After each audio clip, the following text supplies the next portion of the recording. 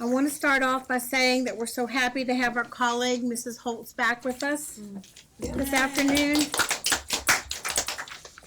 And later on, I think our newest member, we're going to welcome Miss Owens. She's running a little bit late, probably due to traffic and weather, but she'll be joining us also. So we're back to having 11 members. That's good. Passing around the current committee assignments.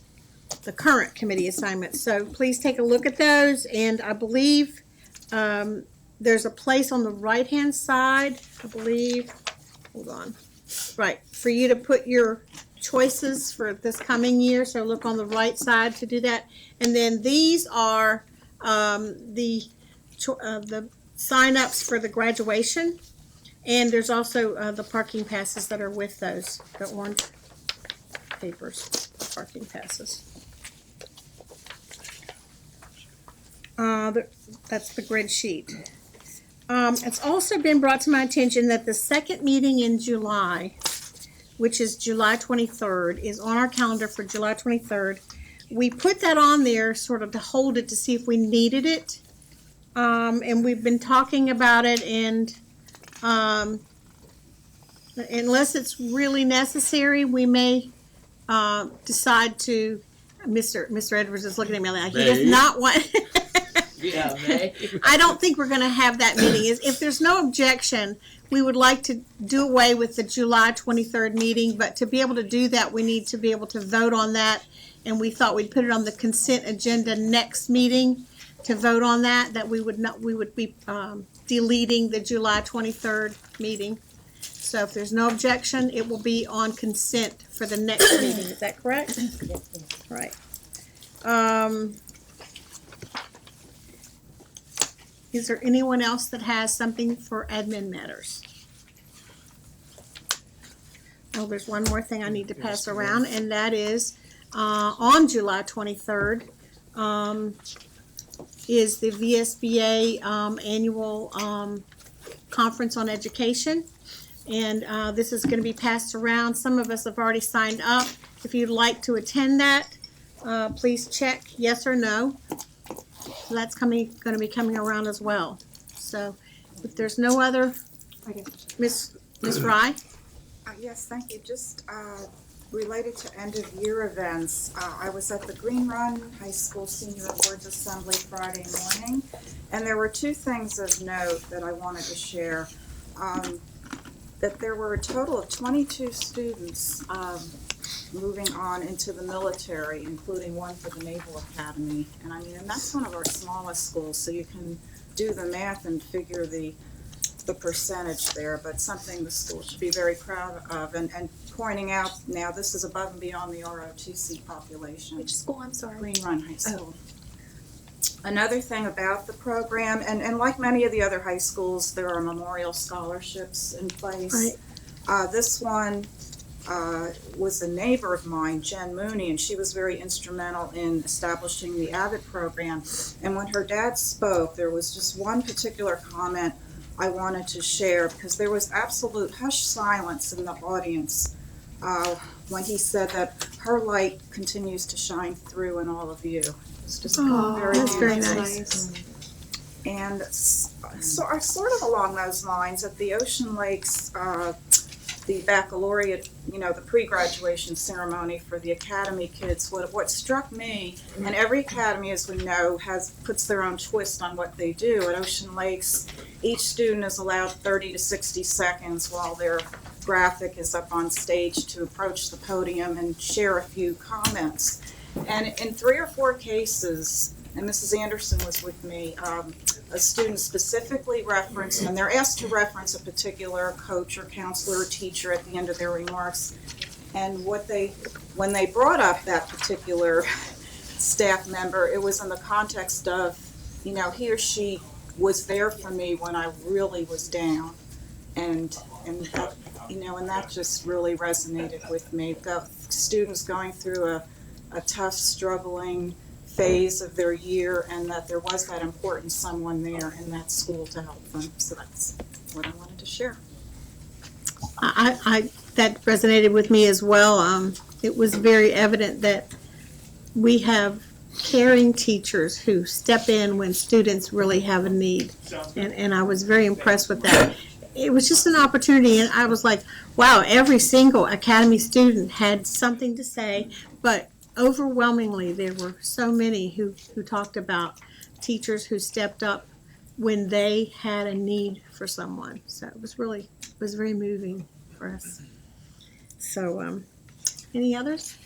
Okay. Ms. Melnick? Dr. Bergen, I just wanted to thank you publicly for the 2 days that you spent with our new board member, Jessica Owens, and our entire staff. You guys are amazing. We walked this building every inch. I went to places I'd never been before, and we met everybody. We went over to TCC and saw Dr. Rogers and the Department of Teaching and Learning, and everybody was in one room, and they were so receptive, and Mrs. Owens addressed everybody, which was so nice. We went to custodial services, distribution services. We don't tell Mr. Kapoor. And we went and saw everything. We went to we saw the bus garage, walked all throughout that, and we went to Plaza Annex. And just thank you to all of our people. You guys are amazing, and it was a great 2 days. Thank you very much.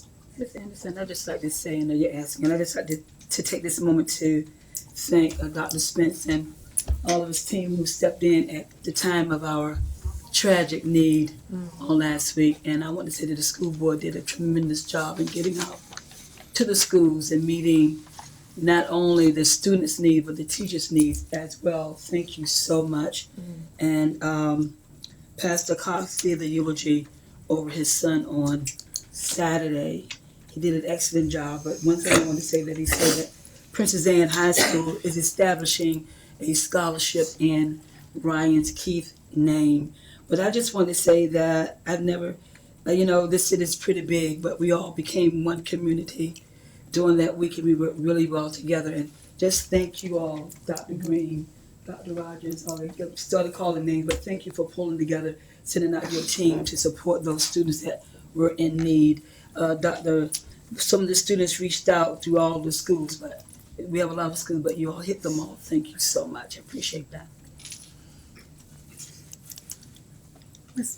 Manning? Yeah, thank you. Sorry. Did you? Go ahead. Ms. Riggs, and then we'll get Ms. Manning. It was, sorry, I know. I just Ms. wanted Riggs. to, let me add something to that. I think that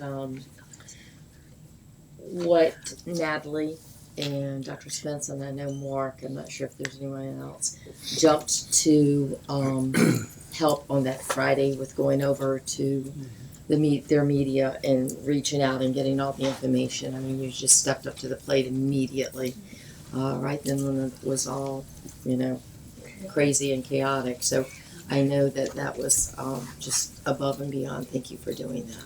The other thing I wanted to say is Carolyn Ryan and I went to the activity, the Saving the Ocean, for lack of better words, at CTEC. I don't remember the name of it, and I don't have any of my stuff with me. So, but it was just fantastic. The panel that she had there was like everybody that has anything to do with energies, working with being mindful of taking care of our ocean, and the kids were fantastic. It was a very, very nicely done activity, and the kids were just so impressive. Everybody was very impressed. It was about an hour and a half, but it was a super, super job. I did not get to go to the garden when Pharrell was here that week, but their garden is like, I'm taking pictures so I could take them home to my husband. Like, see, this is what you need to do to get the great vegetables. But just everything that they did, the kids were amazing as always. And the resource teacher, what is her name? Ms. Cole. She was just amazing, fantastic. So I highly suggest you could just go out there and see some of the things that she does because she's amazing with these kids. These kids were fantastic. But it was great.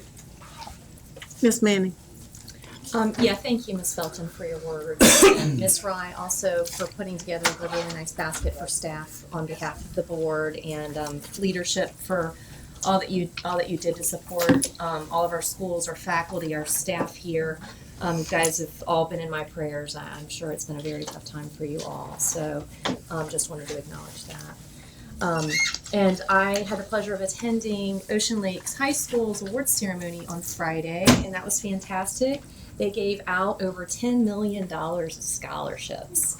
And what I was really impressed with was all of the students electing to go into the military. We had 2 appointments to the Naval Academy, 2 appointments to the Coast Guard, large number of ROTC, enlistments. It was just really, really neat experience. So kudos to them.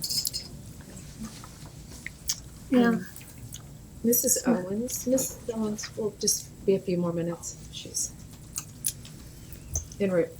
Okay. So when you guys start, sorry about that.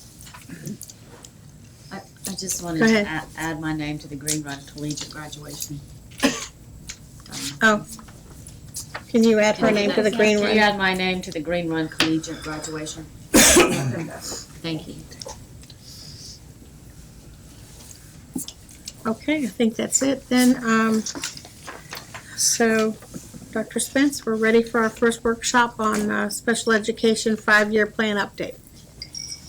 All right. Well, you all are familiar with the 5-year plan, and so I'm just going to go ahead and turn it right over to Dr. Myers-Daub to jump in and tell you about the work that she's been doing with her team and with SEAC this year to take a look at this plan.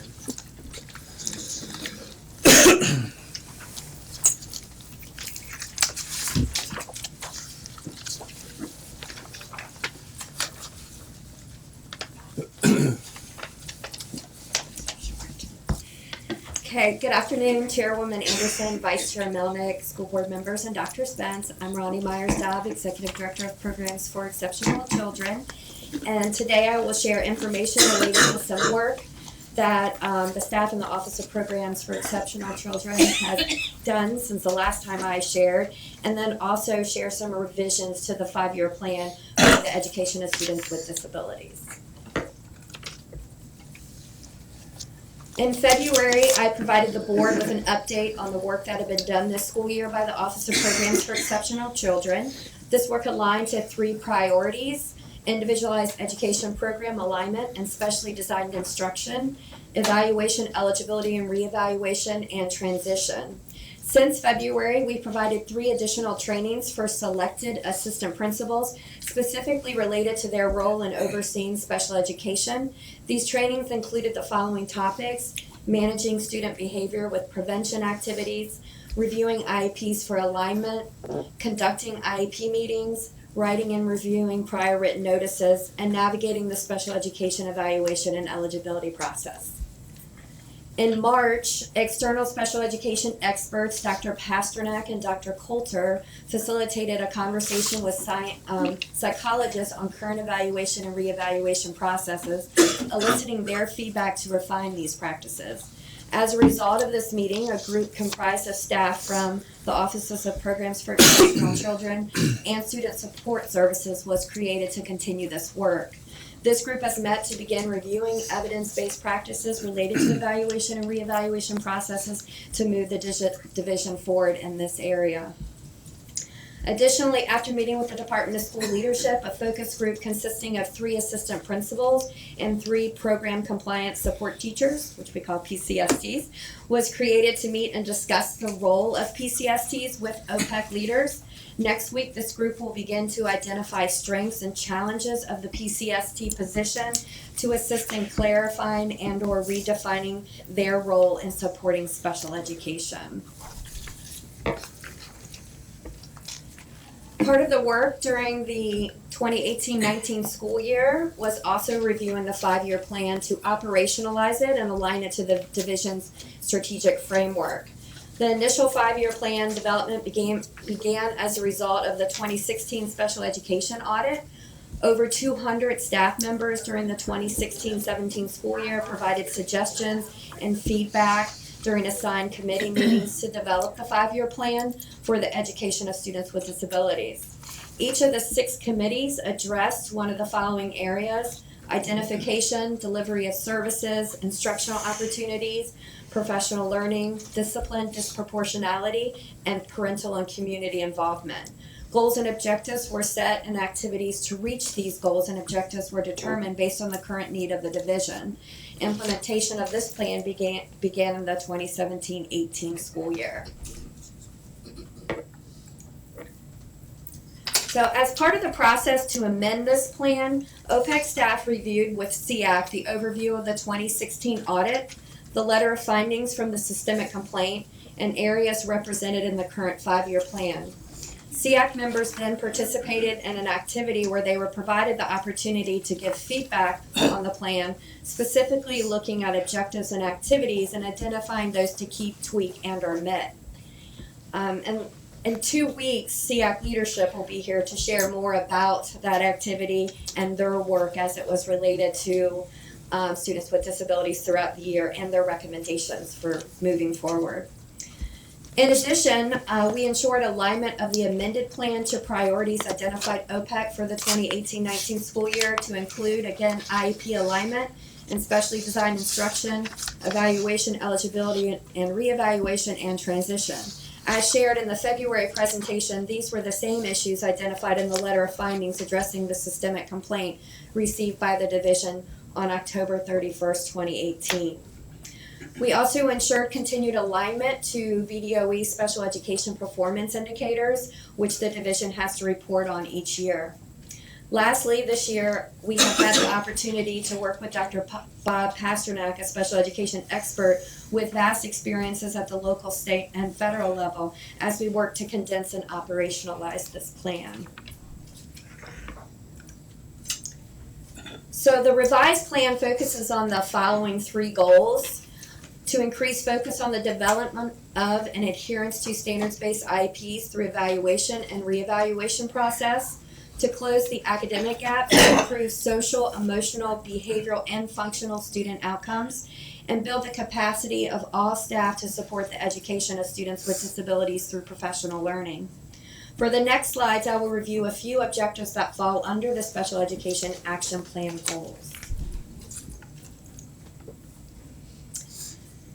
So goal 1, to increase focus on the development of and adherence to standards-based IEPs through the evaluation and reevaluation process includes 2 components: evaluation, eligibility, reevaluation, and individualized education programs and service delivery.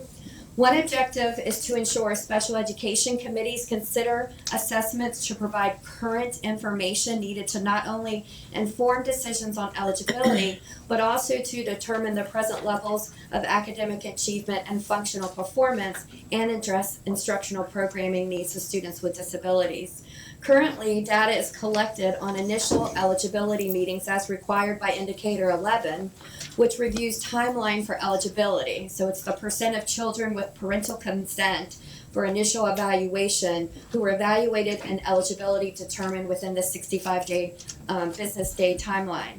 But beginning for the 1920 school year, OPEC will monitor, with the support of school staff, formal assessments recommended during special education committee and IEP meetings to inform present levels and programming needs of students with disabilities. Another objective focuses on inclusive opportunities for all students receiving special education services, with one component looking specifically at inclusive opportunities for students receiving early childhood special education services. This school year, Virginia Beach City Public Schools was granted the opportunity to participate in the Communities of Learning for inclusive programs for early childhood education. The purpose of the Communities of Learning is to deliver targeted assistance and professional development to leaders in early childhood, which will focus on building and maintaining high-quality early childhood inclusive programs. This is aligned to Indicator 6, which reviews the percent of preschool children ages 3 to 5 with IEPs who receive special education and related services in settings with typically developing peers. Goal 2, close academic gaps and improve social, emotional, behavioral, and functional student outcomes.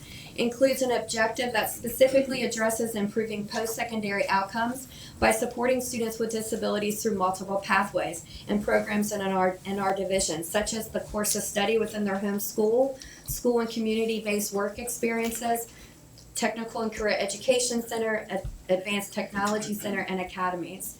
This objective aligns to indicator 1, which is the percent of students with IEPs graduating with a standard or advanced studies diploma, indicator 2, which is the number of students with disabilities who drop out, and indicator 14, which measures the percent of students who are no longer in high school, had IEPs in effect at the time they left school, and are involved in specific post-secondary outcomes. Goal 3, build the capacity of all. Finally, the third goal relates to building the capacity of all staff to support the education of students with disabilities through professional learning.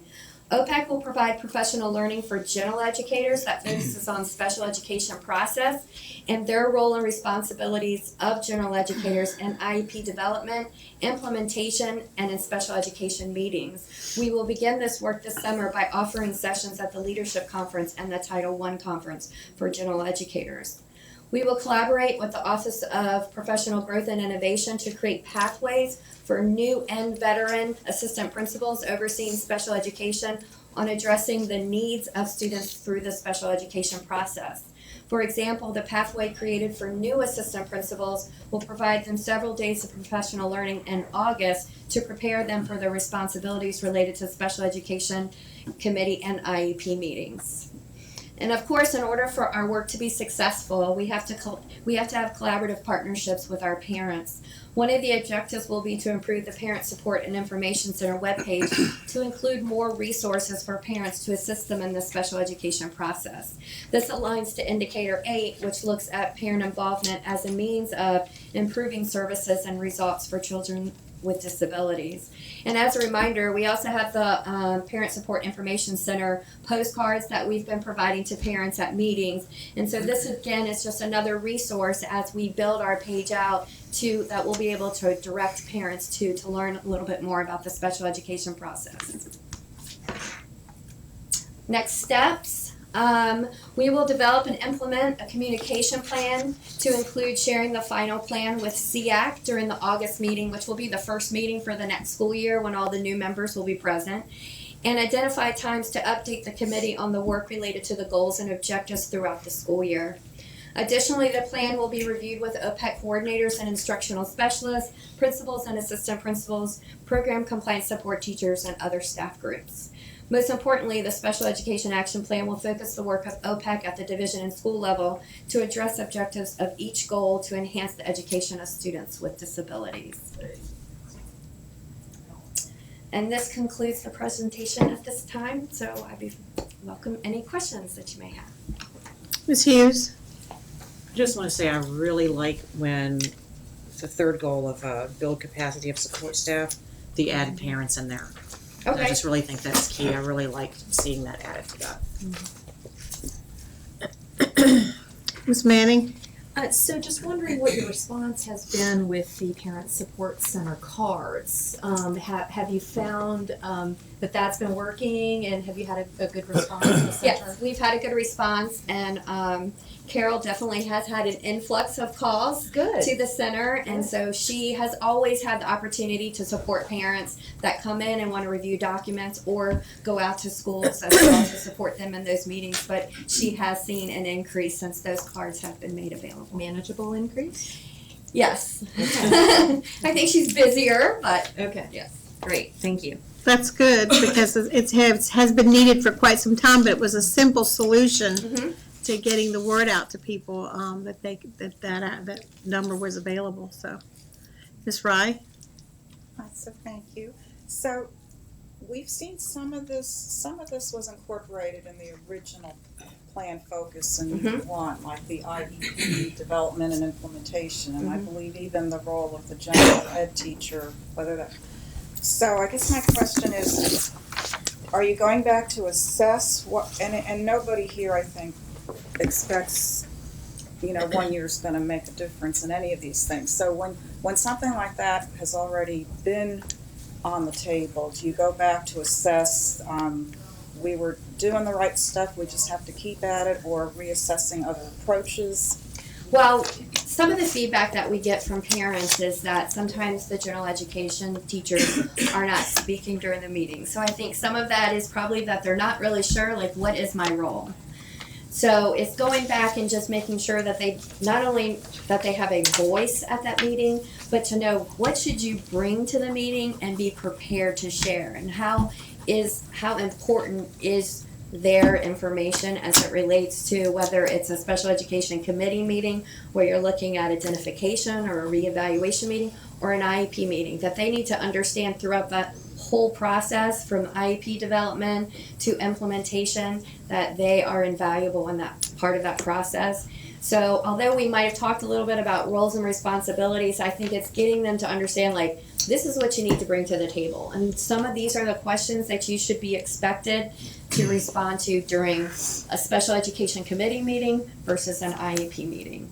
So it's expanding upon what's been done, and I think, just as in any case, when you're looking at different things, there are pockets of schools or teachers that do a great job of this. We need to expand upon it and get some people that do a really good job at it in front of some of their peers. So there's, they say, look at, this is what my peer is doing, and so they feel comfortable in doing the same thing. So that's part of the plan too, good, because I was thinking best practices in my Right. head.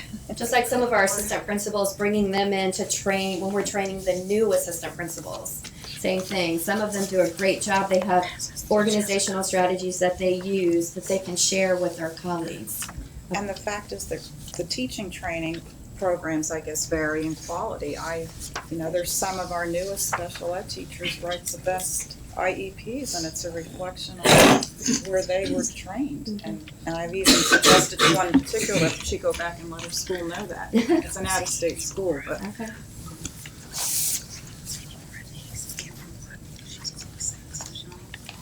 Question? Any other questions? Ms. Wayne?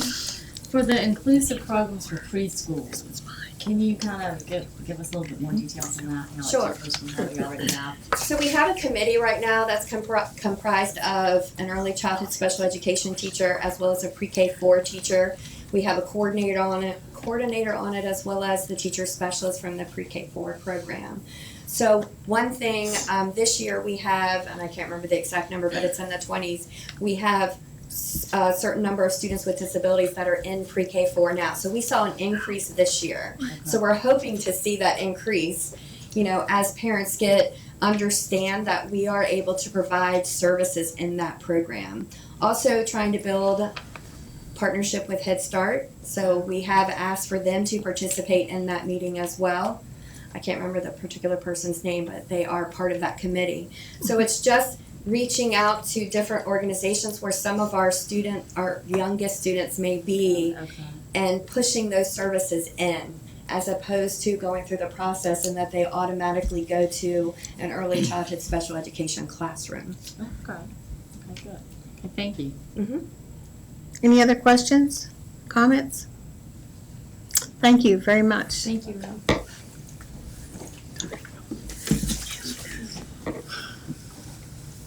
So next, we have a workshop on the Blue Ribbon Panel update.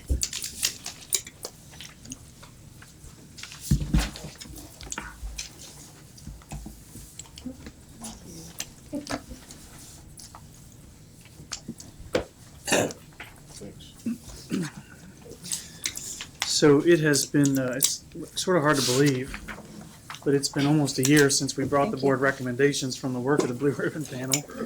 And it's been a very busy year relative to addressing the recommendations of that panel. And so Mr. Freeman and his team from the Office of Safe Schools will walk you through just a reminder about, for some of our newer board members, a reminder about what happened during that time, and then also what we've been doing in the interim. So, Mr. Freeman? Thank you, Dr. Spence. Madam Chairwoman, Dr. Spence, members of the board, we are here to update you on the progress of implementing the Blue Ribbon Panel recommendations. This is an informational brief. You should have a hard copy notes page of the presentation that you can Got it? document any questions. Got that? And then you also have a copy of all of the Blue Ribbon Panel recommendations that you can refer to at any time during the brief. Today's brief has been on the schedule for months. However, the timing of this update is exceptional because our community is grappling with our own recent tragedy that happened right next door. You will likely view this information through a different lens today than you did just 2 short weeks ago. As you already know, the safety and security of our schools has been and will continue to be a top priority. During the last Blue Ribbon Panel update in January, I emphasized that we have taken a proactive approach, asking ourselves today and every day, what can we do to be better prepared? We will continue to analyze and implement improvements to keep Virginia Beach City Public Schools safe. As a reminder, the Blue Ribbon Panel for School Safety and Security was established 14 months ago.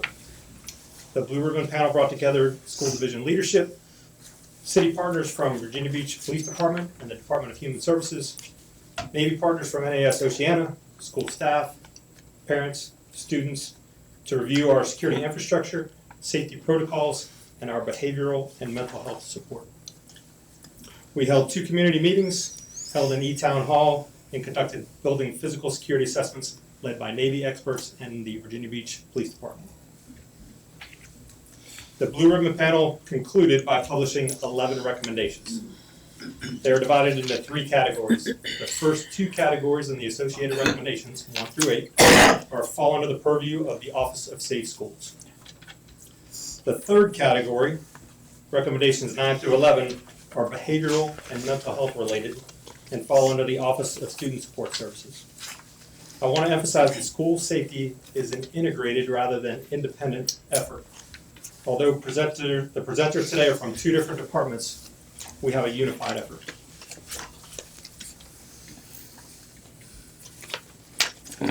During the last Blue Ribbon Panel update in January, I talked about the close relationship with our community partners. Those close relationships were evident by their participation in the Blue Ribbon Panel.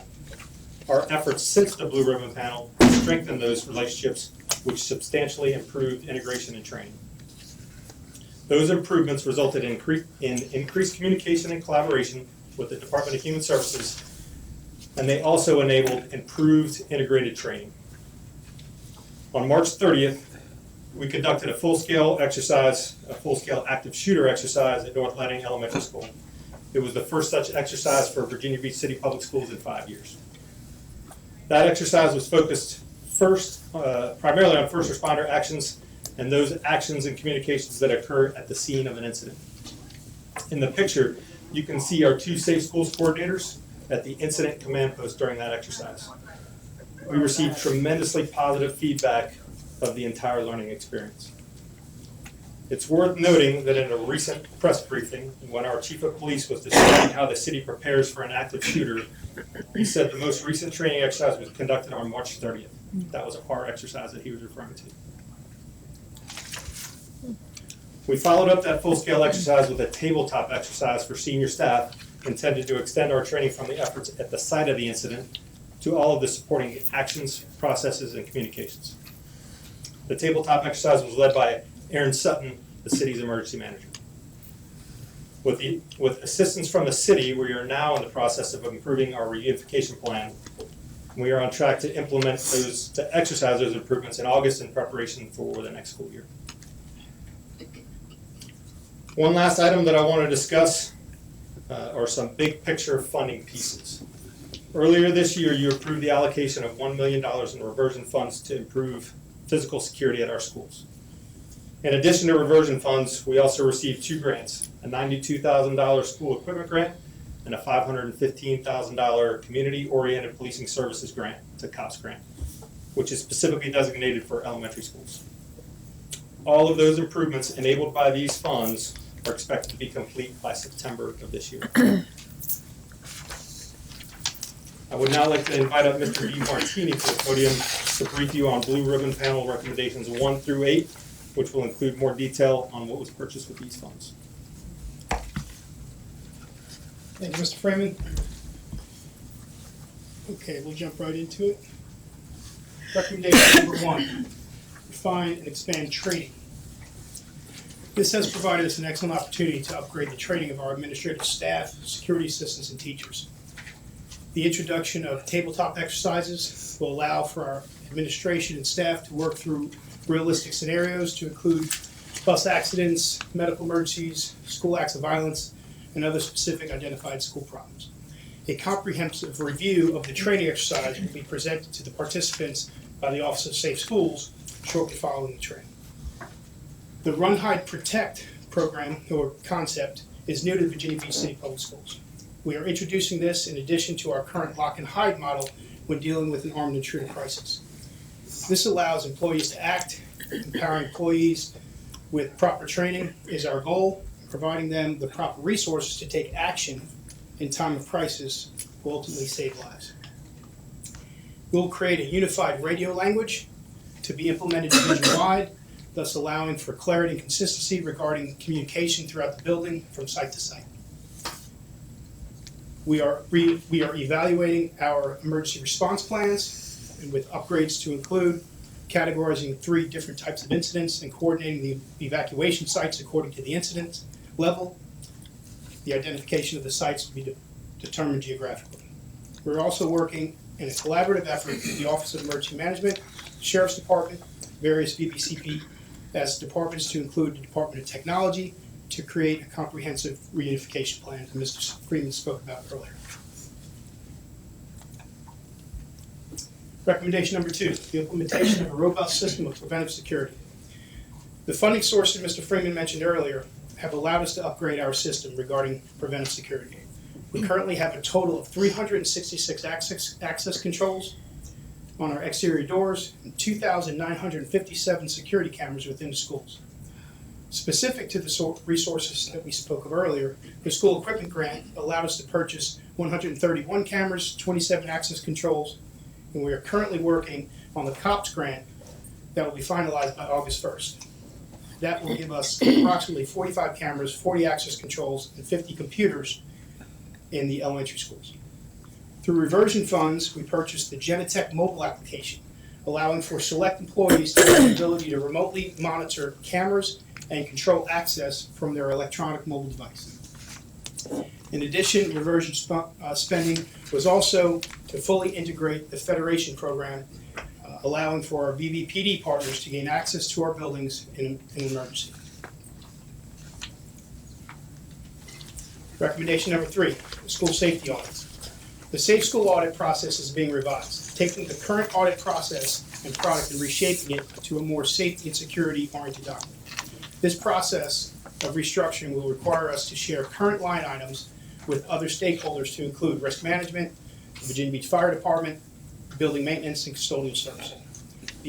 The intent of streamlining the current process is to allow Safe Schools to conduct safety audits in every school. Recommendation number 4 deals with access control. In partnering with maintenance services, controlling access to buildings has been a top priority. We have implemented an electronic buzzing system at all 86 schools. We have continued to review and revise our entry procedures and protocols as needed, and we have reviewed the placement of all security desks and relocated as needed to ensure that all have a direct line of sight to the front entrance. As you can see in the photo taken at Shelton Park Elementary School, the old security desk prior to this project was at the end of the hall. As you can imagine, it created some obstacles for us. The new desk, as you can see, is directly to the right, and that picture is taken from the entryway.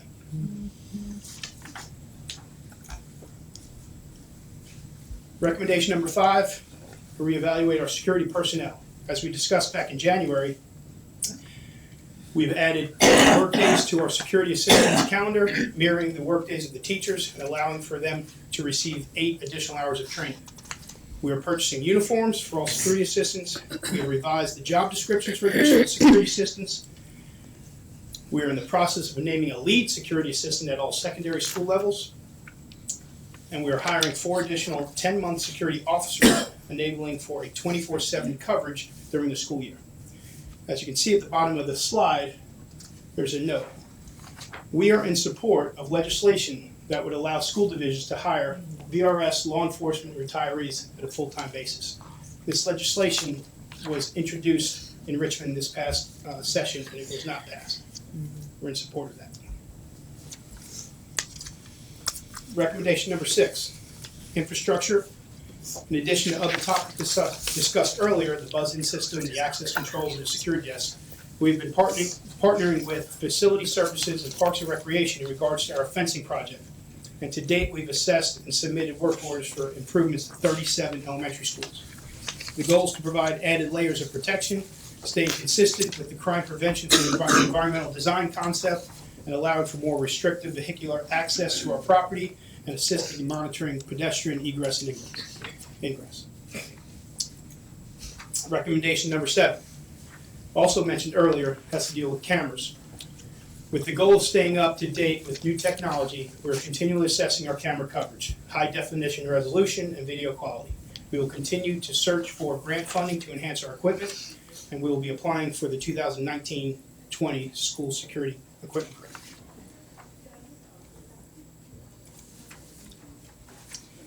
Recommendation number 8, strengthening classrooms.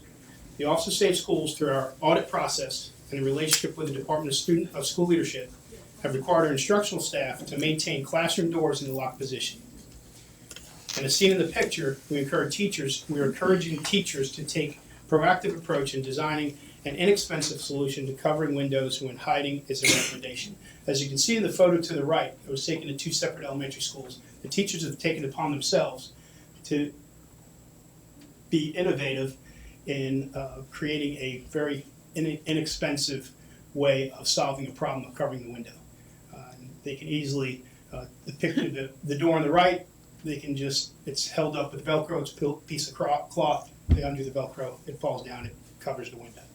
The shade to the left is a couple pieces of paper taped together, and they just have to remove it from one side and put it on the other side.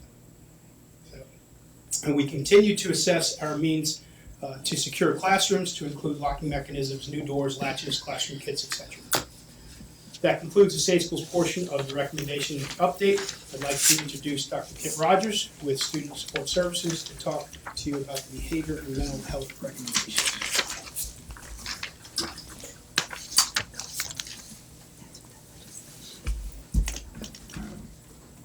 Thank you, Mr. DeMartini.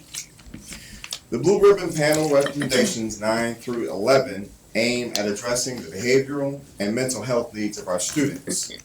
Multiple departments, including departments of School Division Services, School Leadership, as well as Teaching and Learning, work together to enhance the supports provided to students.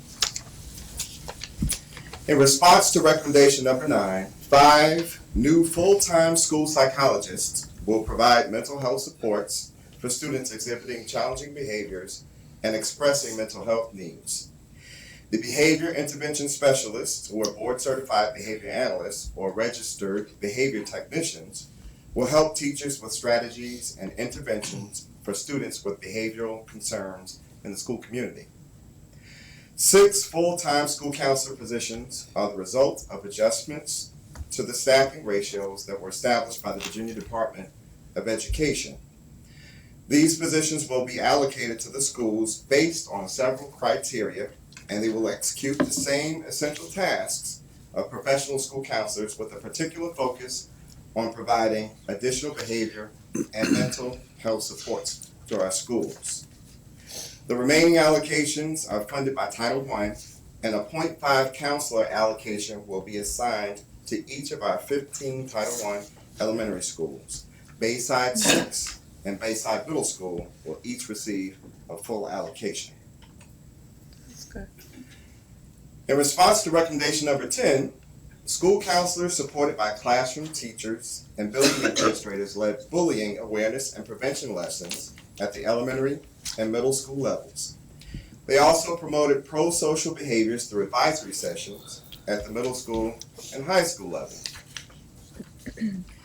Various offices within the Department of Teaching and Learning organize lessons and resources within Schoology for secondary schools to use during advisory to foster students' social emotional development and other items that they needed. Additionally, the Office of Student Support Services and Health and Physical Education collaborated on a series of bullying lessons to be implemented in grades 5 through 9, beginning in the 2019-2020 school year. And as part of the annual mandatory employee training, all school staff and support staff completed the Student Mental Health Training Module. This course provides an overview of student behavior and mental health issues so that staff may readily recognize when students should be referred to a qualified professional. During the 2018-19 school year, the Office of Student Support Services provided updated assessment procedures and guidelines for students experiencing mental health crises. Title I offered a 3-part series for select personnel on developing social, emotional, and ethical behavior in students. Dan St. Romain, who's a national educational consultant and author, provided this series to help staff shift their perspective on behavior and also to understand ways in which to support students through prevention, intervention, and crisis strategies. At this summer's upcoming Administrative Leadership Conference, the Office of Student Support Services will provide a step-by-step guide to our school leaders on how to access and use tiered interventions for students who are in need of additional supports. In addition to the local opportunities, VBCPS staff will attend professional conferences this summer to continue to build capacity around school safety, nurturing resilient students in schools, trauma-informed practices, and responsive classroom structures. And as a follow-up to recommendation number 11, staff from Health and Physical Education, Instructional Technology, and Student Support Services participated in a collaborative activity with one of our community partners, I Need a Lighthouse. VBCPS staff worked together to develop activities and lessons for grade 9, I Need a Lighthouse presentation that covered bullying, mental health, as well as suicide. In March, our counselors distributed wristbands through 9th grade health and physical education classes in order to promote mental wellness and emphasize the importance of being proactive when it comes to mental health. And during the 2018-19 school year, our school counselors participated in informational sessions with many other community agencies, such as the Barry Robinson Center, in order to help students help address the mental health needs of our students. This school year, VBCPS staff committed to participate in the first Virginia Beach Juvenile Detention Alternatives Initiative, or JDAI. This meeting was held on February 27, 2019. The JDAI's goals are to lower detention populations, enhance public safety, save money, and to overall improve the juvenile justice system. Thank you for the opportunity to provide this update to you. At this time, I will ask Mr. Freeman, Mr. DeMartini, to assist me in answering the questions that you may have. Ms. Rye? I'll start while you're at the podium, sir. If you can go back to the, well, you don't have to go back to the slide, but back to the bully. You talked about grades 5 to 9. Can you go over that again, what you shared? What it is it a curriculum addition or? There were lessons that It were. might have been recommendation 10 related to that.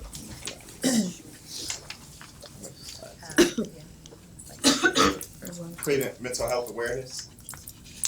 That's the slide you're speaking of? No, it was the guidance lessons that were created, that were being taught in elementary school around I bullying. thought you said 3 to 5. Grades 3 to 5. Grades 5 to 9. Grades 5 through 9. Which one is the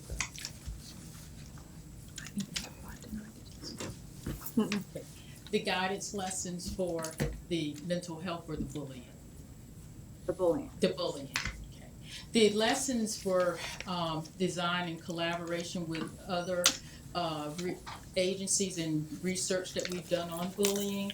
And a lot of the schools already, Ms. Fry, have embedded into their daily routines, such as the principles of American citizenship and other initiatives where they reinforce students every day about bullying initiatives. But we also, through the guidance curriculum, uplift a lot of the principles that are already highlighted each day in all of our schools.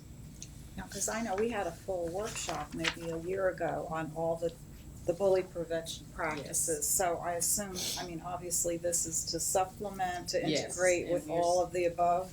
Yes, and we are continuing with all of those initiatives that we did. Now, thank you for continuing to reassess, Yes. because I mean, we're making progress, but clearly, just from what we all see as school board members, you know, and I mean, it's not just, it's national, we realize that, but we want to stay ahead of the curve. Ms. Manning? I have several questions. I'll start with you all, since you're there. So regarding the community partnerships and collaborations, what do we have, for example, in our discipline hearings? I've had the need to refer students for mentorship, you know, students that I think could really value a mentorship program, but, you know, I've not been aware of any resources that are reliable. Do you have some of those, or is that something we can look into? Well, we are in the process of aligning ourselves with groups that provide those type of mentoring services. Right now, Mrs. Manning, a lot of the resources that we provide to our families focus on the mental health components that will help families with aligning some of their practices maybe with how students should behave, not only in school, at home. We connect them with family counseling, those type of supports that will help them so that once they return to us, they will be able to be more successful. But we are looking at mentorships. We work with our Department of School Leadership and our community partner, our Office of Community Relations, because they help us vet mentors for different needs that we have in our schools. So I do see a real need for that. Just the mentorship role for especially students who may not have a mother or father and really need that role model, just someone, you know, who they can look up to. I think that, you know, outside of the mental health aspect, I really see a need for that, just as what I've observed in our hearings. So, okay, and then the other two, one actually might be for Ms. Melnick or someone on the legislative committee. They mentioned that they want to support legislation to hire VRS retirees. Is that something that's on the legislative agenda? It is. Okay, great. And then the infrastructure. I love what we've done with the security desks. It's just that is so wonderful. But I do know that we still have some structural issues in some of our schools. For example, Cox High School, when you walk in and the stairs are there and you have to, you know, go in through another door to get to the security desk. And I know that that's a structural issue. Two-part question: how many of our schools have those issues, and what's the plan to correct that? So I will turn that one over to Mr. DiMartini because we do routine assessments when we go out. That's the cycle that we're on. I'll turn it over to him to be able to answer the detailed part of the question. The short answer is the buzzing system has alleviated some of that problem. So we now can see the person before we let them into the building. So addressing our protocol and our procedures, if we were to allow somebody in the building in a Cox High School situation, we would have to go and meet them at the door, or at least we know that they're coming in.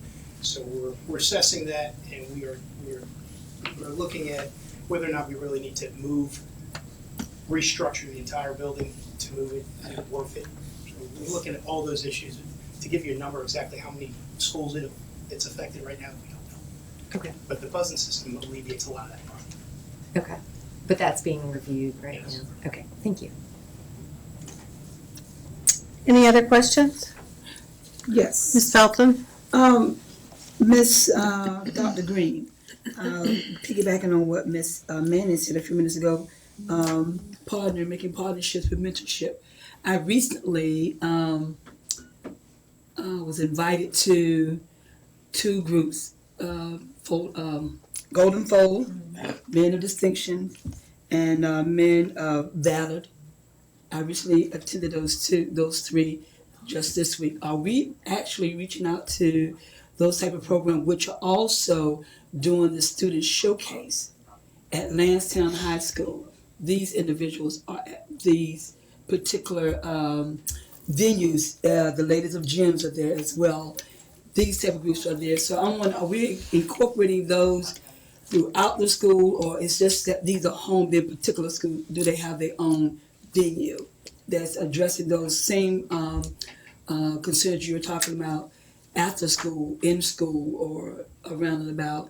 Just are we, because you know the Golden Fold and the Men of Standard is a component of 200 plus men. So how are we incorporating that? Are we working on that to make that more of a profound program within our schools? Absolutely, Mrs. Felton.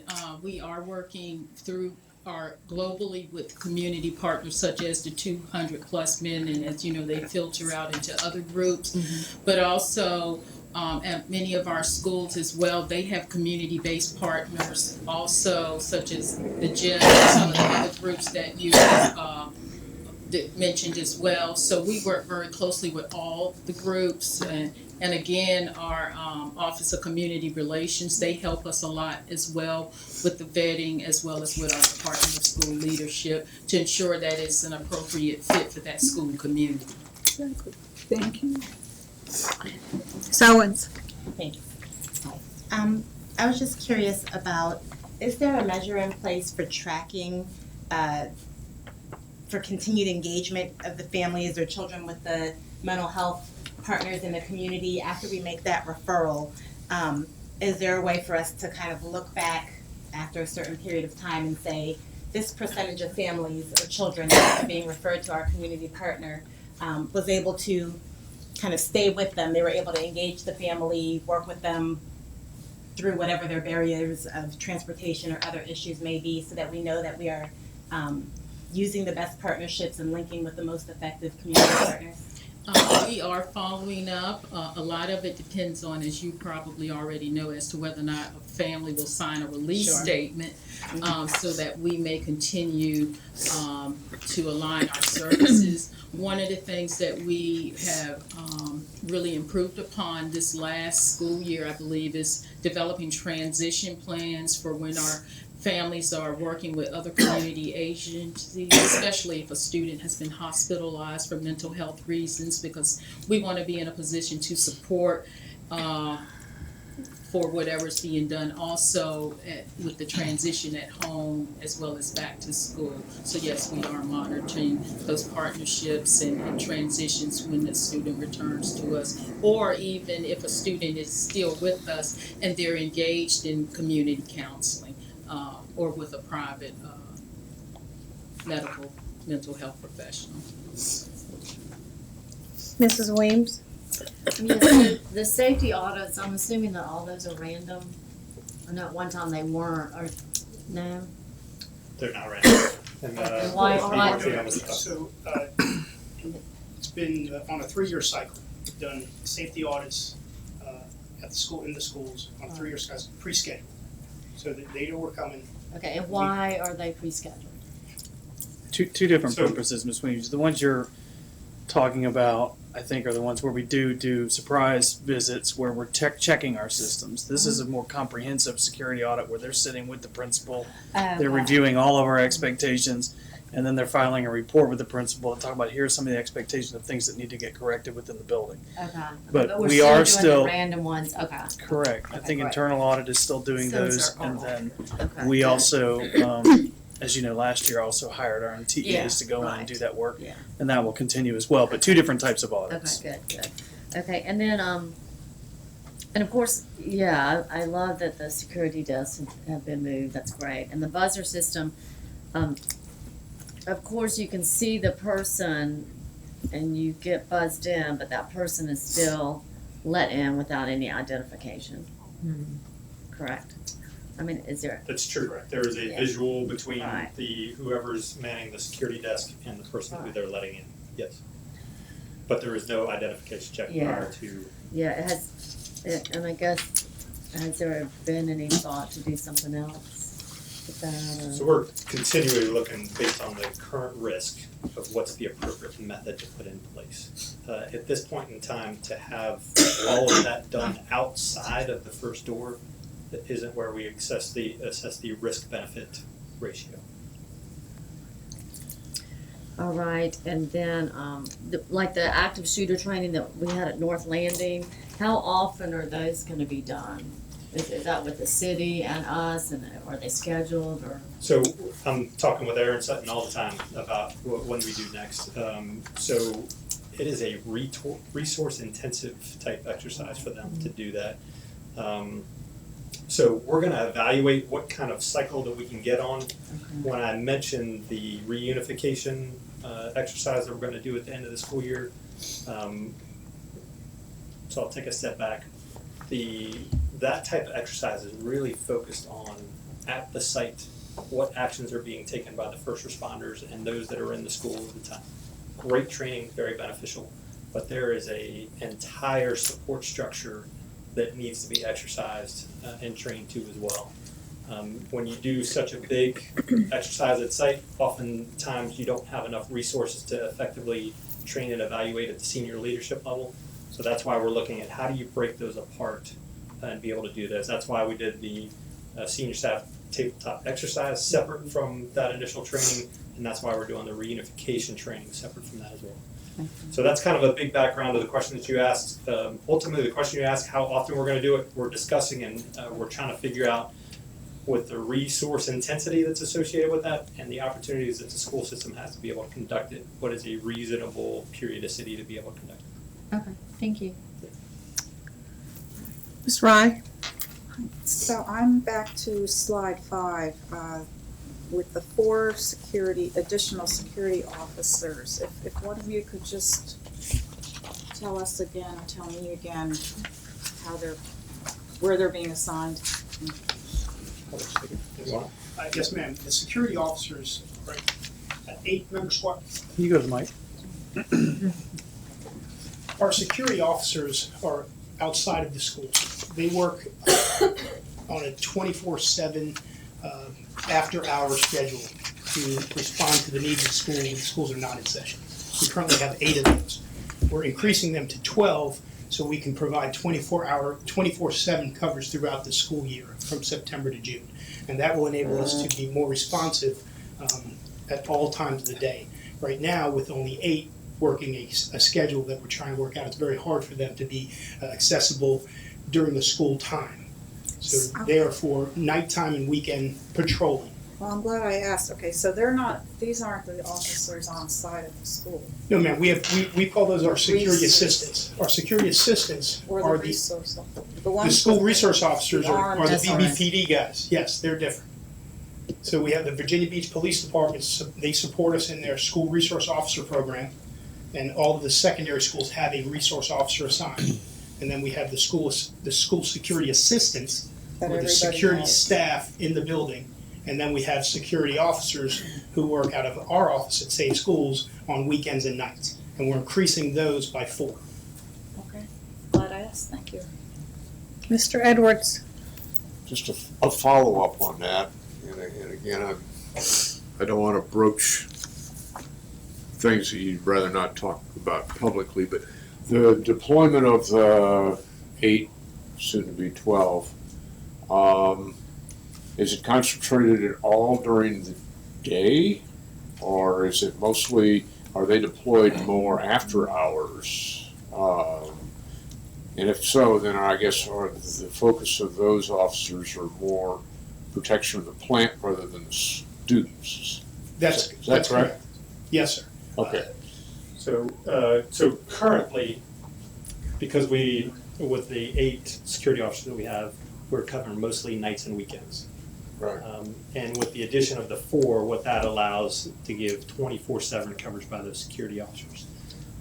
So when we last briefed you in January, we talked about during the daytime, our coordinators were having to be the ones that responded to all of those things that were going on in the schools, and it was taking our coordinators away from doing all of the other tasks that are assigned to them, preparing for training, doing grants, and other types of central staff kind of support. So by doing this, now we have 24/7 coverage. So not only do you have nights and weekends where you have a responsiveness, you also have during the school day. So it would be still primarily external as opposed to internal calls?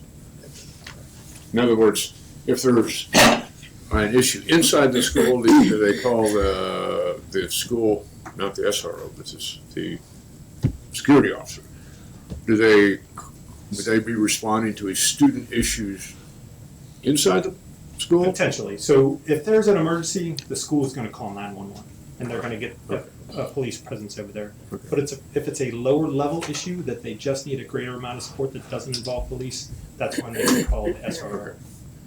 I'm sorry, the security officer. Security officer. The security officers are currently unarmed, is that correct? They are. Our school resource officers, who are police Right. officers, are armed. Right. Security assistants, security officers, not armed. Okay. And there's no current plans to change that? Our current recommendation is that we leave our school resource officers to be our armed presence. Okay. And that all other are unarmed. Okay, that's good. I just want to clarify, I live in a school neighborhood, so a lot of they're in white vehicles, and a lot of times it's just proactive, right? They're just coming through, they're sweeping the area in their automobiles, and they leave, and every once in a while they come back, right? Yes, ma'am. They're expected to patrol our grounds. Right, okay. During the nighttime and the weekends. Yeah. They're also expected to respond to alarm calls, trespassing calls, Right, okay. graffiti calls, things like that. They are responsive to the school needs. If there is a expected big event, like a football game, they're expected to patrol the grounds in the area, the parking lots, things like that. Can you get back to slide 11? It was the Shelton Park School. So where did you move, excuse me, where did you move the desk to? Yes, Is it, ma'am. would it be to the left of where, or, To the right of the door. This is where the old desk was sitting, and this is the office right here. As you can see, the glass windows to the office.